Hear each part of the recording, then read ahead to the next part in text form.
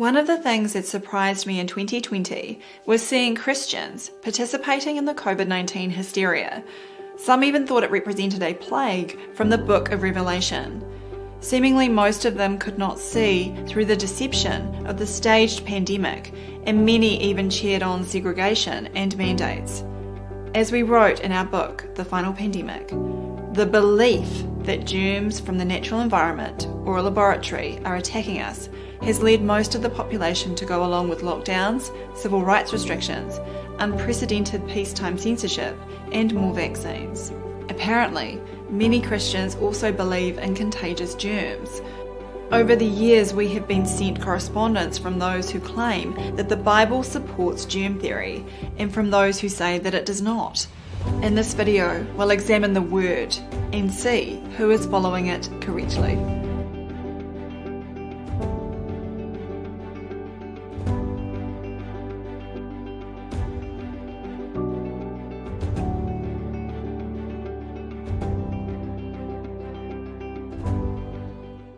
Not what goes into the mouth defiles a man, but what comes out of the mouth, this defiles a man. Matthew 15:11. We were sent a book several years ago titled The Greatest Bible Who Ever Lived by Sergio de Bernardin. As you will see, I don't agree with everything in this book, but Sergio's enthusiasm for wanting to help others, and more importantly, for the Word, certainly struck a chord with me. The reason I am using it here is that when I read it, it was the first time I had encountered biblical interpretations being used either for or against germ theory in the modern sense. Additionally, the way the book presents the arguments is typical of the correspondence we have been sent by those who ask if the Bible does support concepts such as viruses and germ theory.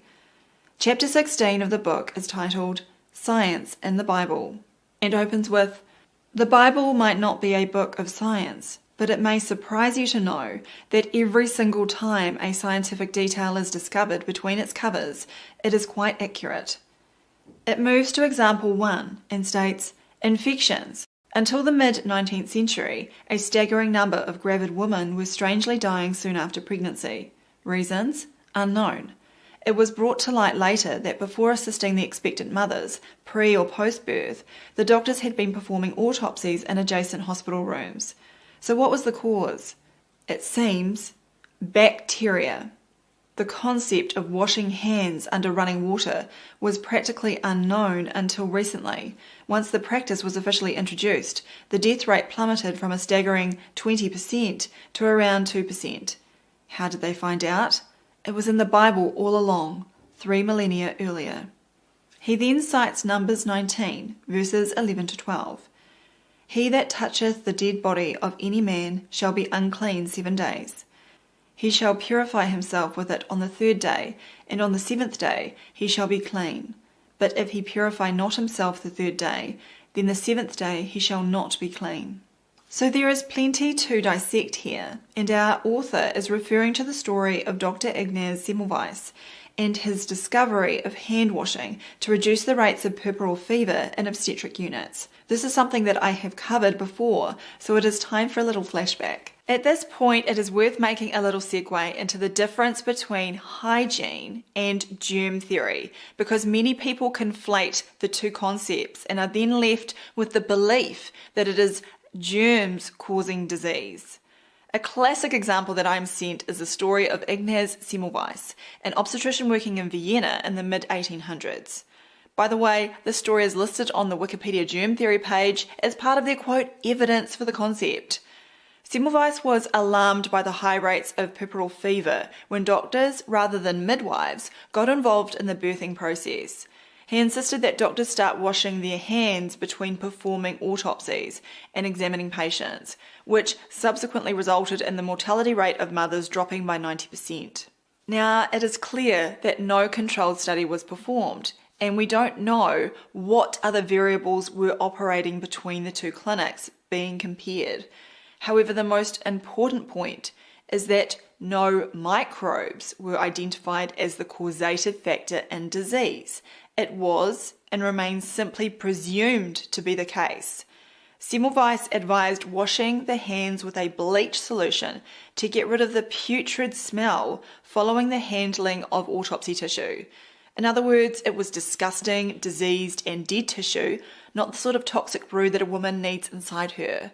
They did not reduce the brew to an independent variable such as a pure culture of a particular bacterial species, and no experiments have shown such cultures to have pathogenic abilities through normal exposure routes. The microbes present in such cases are there to manage and decompose the dead tissue and have no capacity to invade healthy tissue. For example, vaginas are permanently colonized with huge numbers of microbes, including species claimed to be pathogenic. Some of them may proliferate when there is a problem with the underlying tissue or terrain, but they have never been shown to be the causative factor. If they did have such a capacity, why has this never been demonstrated? We know that pure cultures of bacteria have not been shown to be pathogenic unless they are administered to an organism in massive concentrations and via unnatural routes. The definition of hygiene is stated as 1. A science of the establishment and maintenance of health, and 2. Conditions or practices, as of cleanliness, conducive to health. You can see there is no need to bring in alleged pathogens and germ theory when it comes to the concept of hygiene. As one of my major inspirations, Dr. Ulrich Williams would say, "Don't fight disease, but practice good health." You can learn more of his wisdom and the fallacies of the war against bugs in the book Terrain Therapy. Cleanliness does not mean sterility or the killing of all microbes. The microbes are vital for our very survival. In fact, eradication of all the microbes in and on your body would result in death shortly after. However, if hygiene is neglected and the condition of the body deteriorates, then they will certainly commence their cleanup.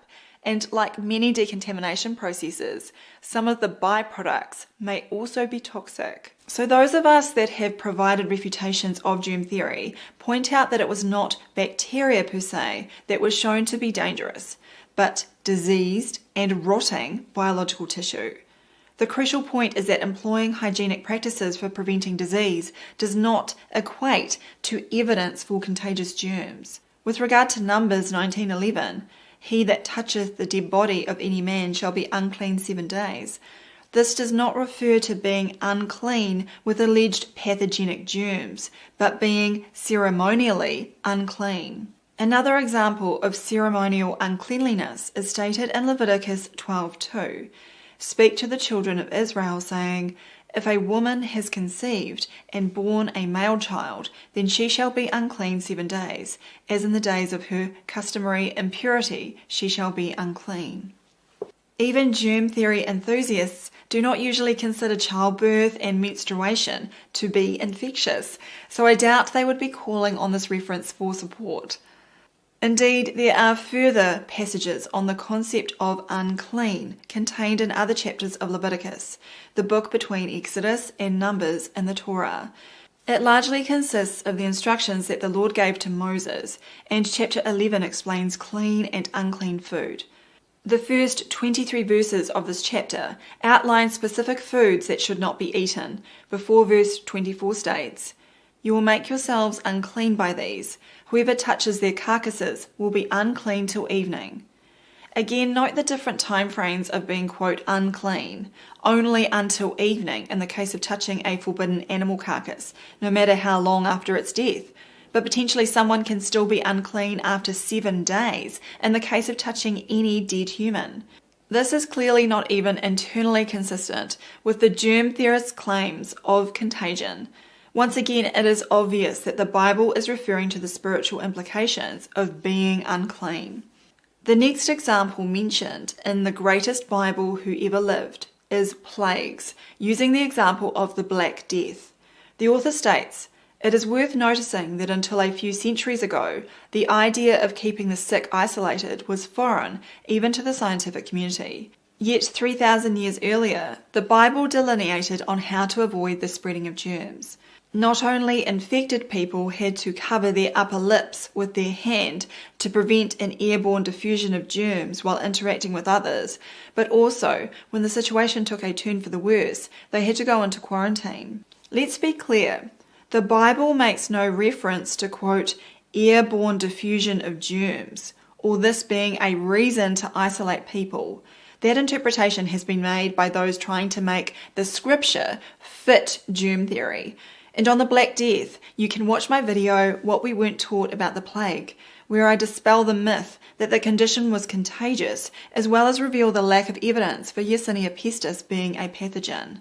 The book then makes the curious comment that, as far as infection is concerned, the author is using here a terminology that the layperson can recognize without analysing the causes, i.e. germ theory or terrain theory, etc. This is odd because the author has inferred that pathogenic microbes both exist and are contagious, hence suggesting a belief in germ theory. Nobody on the terrain side would support these notions. What we can say is that plagues are mentioned on multiple occasions in the Bible, particularly in the Old Testament, and they are a consequence of disobedience to God's laws. The author then cites Leviticus 13:46. All the days wherein the plague shall be in him, he shall be defiled. He is unclean. He shall dwell alone. Without the camp shall his habitation be. As per the previous examples, the scripture does not make any mention of contagion in the modern sense. If you have not yet seen it, then please watch my video, The Truth About Contagion, where I explain how the commonly understood definition of the word changed in order to support the germ hypothesis in the 1800s. Going back to Leviticus 13:46, dwelling alone is a form of exile. It is for the individual to go through and is not primarily for the protection of the rest of the community. Others are not at risk of catching anything from someone who is unclean through mere physical proximity, as it is a spiritual uncleanliness. Note, however, that it does not rule out that the afflicted person may harbour a corrupting influence. The other verse cited and claimed to be in support of contagion is Leviticus 15:13. And when he that hath an issue is cleansed on his issue, then he shall number to himself 7 days for his cleansing, and wash his clothes, and bathe his flesh in running water, and shall be clean. Again, this would be a strange recommendation from germ theory advocates who don't usually put washing of clothes and bathing in running water on their interventions wish list. In any case, once again, it is a reference to spiritual uncleanliness, as cross-referenced by Leviticus 14:8, which states, "The one being cleansed must wash his clothes, shave off all his hair, and bathe with water. Then he will be ceremonially clean. Afterward, he may enter the camp, but he must remain outside his tent for 7 days." We can also look to Ezekiel 36:25. "I will also sprinkle clean water on you, and you will be clean. I will cleanse you from all your impurities and all your idols." Note here that it is pure clean water that is being used, not water containing antibiotics or disinfectants. Other biblical misconceptions about germs are prominent when it comes to leprosy. The site BibleStudyTools.com states that in the Old Testament, the cases of leprosy likely involved a kind of infectious skin disease. In the Bible, particularly in the Old Testament, leprosy is mentioned as a severe and contagious skin disease. The book of Leviticus contains detailed instructions on how to identify and manage cases of leprosy within the community. Then links to Leviticus 13 and 14 are provided. However, Leviticus does not state that leprosy is contagious, and it advises that anyone with the condition seeks help from a priest. The priests were apparently not bothered by, quote, catching the condition. Leviticus 13:11 states that it is a chronic skin disease, and the priest shall pronounce them unclean. He is not to isolate them because they are already unclean. Once again, this would be completely at odds with germ theory, which would consider the individual contagious at this time. I'm not going to get into all the scientific details here concerning the supposed cause of leprosy, Mycobacterium leprae. You can read and watch dozens of our other articles, videos, and books that reveal the complete lack of evidence for bacteria being pathogenic. Suffice to say, a 2013 scientific journal publication titled Leprosy, an Update, stated that although the mechanism by which the pathogen is transmitted is poorly understood, we do know that the transmissibility of Mycobacterium leprae is low. Overcrowding and prolonged contact are known risk factors. The possibility that the respiratory tract plays a significant role in transmission has recently been studied. Although the skin has been suggested to be a possible route of transmission, this hypothesis has never been proven. The respiratory tract may provide a point of entry for the bacillus, and aerosol inoculation has been shown to be possible in immunodeficient mice. None of the cited studies in the paper actually demonstrate transmissibility of disease in humans or that Mycobacterium leprae can attack healthy tissue. In other words, despite the claims that leprosy is caused by a bacterium passing between humans, there is no evidence for such a notion in either the Bible or the modern scientific literature. Going back to Leviticus 14, and in regard to leprosy, verse 19 advises that, "Then the priest is to sacrifice the sin offering and make atonement for the one to be cleansed from their uncleanness." This should make it clear that the affliction requires the individual to atone for their transgression against God's law. Note that the afflicted is not being treated with medications in a phony war against microbes. Instead, an acknowledgement must be made that the person needs to correct their ways. Even Christians appear to find it hard to accept that the responsibility for their own health falls on themselves, or in the case of children, on the parents. Many prefer to slip into the allopathic medical paradigm and place the blame on a microbe and or other supposed factors beyond their control. On my journey of waking up to the deficiencies in that kind of thinking, I discovered the work of Ulrich Williams, a mid-20th century physician and surgeon. Like me, Dr. Williams became a Christian around the time he renounced his allopathic medical practices and found inspiration in the scripture to support naturopathy. My husband Mark and I were so impressed with his words that we republished much of his work in the book Terrain Therapy. It is a realization that we have been created in God's perfect image and everything has already been provided to achieve optimal health. It is through the follies of mankind that we experience disease and suffering. One of the problems amongst so many of the clergy is the deference to the medical industry and what they believe is, quote, science. For example, a pastor said during the COVID era, "This is why coronavirus is scary. It's scary because it makes us look at our own mortality. If you know Jesus, you have no reason to fear that. That being said, my next door neighbour is a virologist, and it's always wise to be thorough in following proper precautions. Be wise." We would not consider it wise to listen to a virologist as their discipline is based on pseudoscience. Along with our colleagues, we have spent years refuting every aspect of the virus model and the fraud that stems from the paradigm. It is thus disappointing to see church leaders putting their faith in the high priests of virological nonsense.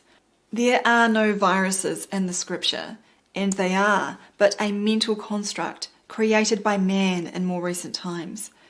The virus model is for the benefit of the medico-pharmaceutical empire and their friends.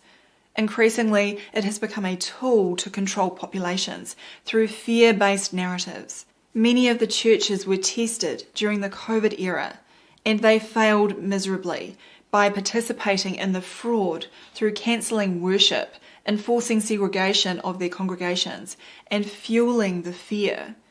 Incredibly, many remain ignorant to their sins or claim they had no choice. The good news is that many believers who were shunned or let down by their churches have set up new congregations where the word is honoured. They certainly don't believe that the entities that call themselves government have any authority over God or mankind. Christian anarchists, you are welcome here. We must obey God rather than men. Acts 5:29. If you enjoyed this video, please visit supportdrsam.com.